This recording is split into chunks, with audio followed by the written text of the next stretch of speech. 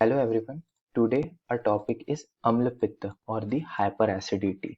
Hyperacidity prevalence is growing among the younger population. Almost 61% of the population in urban India suffers from hyperacidity at some point of the time, according to this article. So, with the modern day Ayurvedacharyas need to come up with an holistic approach to treat it. So, before treating, first we'll have to know what is it. So, according to Acharya Vijay Rakshit, he gave the Nirukti as Amla then Pitta, that is, the Pitta is of the sore taste.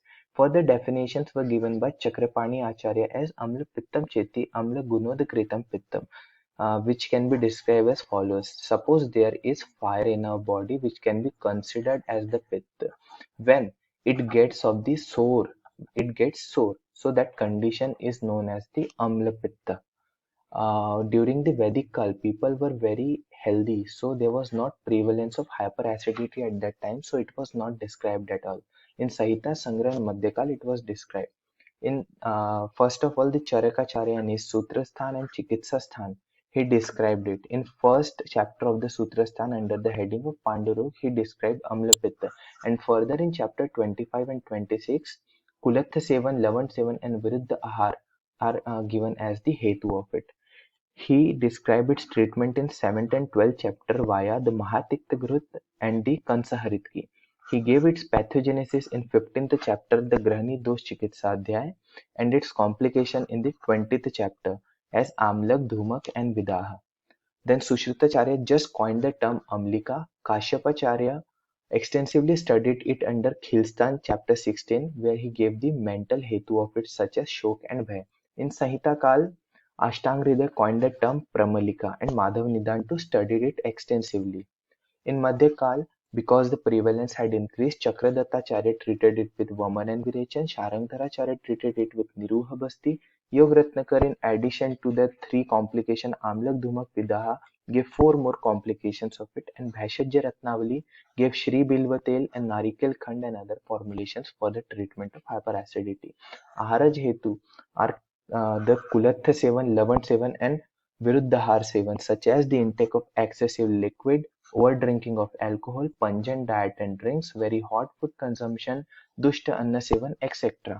Then taking excessive baths, sleeping in day after the meals, Veg dharan and improper sleep schedule are the viharaj hetu, the mansik hetu such as shok and bhay, and agantush, that is the idiopathic hetus.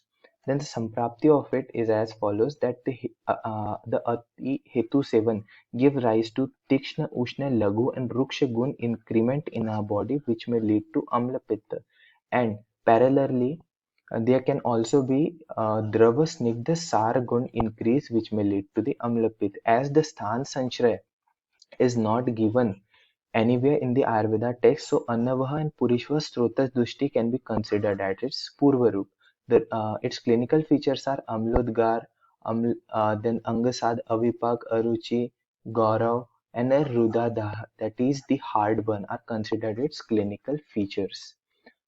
Then prakar of it are according to Kashyapacharya, he classified it in according to the Tritosh as Vatish, Pittij, and Shleshmika. Madhav Nidan classified it into Urdhvagat and Adhogat Amlapitta. Then when a patient will come to the clinic, a practitioner may get confused between Amlapitta, Pittaj Atisar, Pittaj Grahani, and Vidagdha Jirna. Treatment can be done by Ekal Dravya Chikitsa by Ativisha Patol, Guduchi, etc., or by the formulations Drakshavle, Sutashekar Ras, Avipattikar Churna, Shatavari Grut, which are all based on the principle of Prakriti Vighat, that is the shaman therapy. One has to discontinue all the hetus as well, that is the Nidan Parivarjan. A specific treatment of it is as follows: Amla Pittantak Lahu BD 1 to 2 tablets, Avipattikar churn 2 teaspoon with milk BD, Dadi Mavleha 1 teaspoon BD, and Panchamrit Parpati 250 mg with honey or curd BD.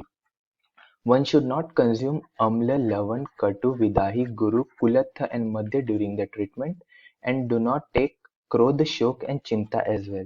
According to B.S. Iyengar sir, Trikonasana, Veerbhadrasana, Padhastasana and Padangushtasana should be practiced daily to prevent from the Amla Pitta. Okay, thank you.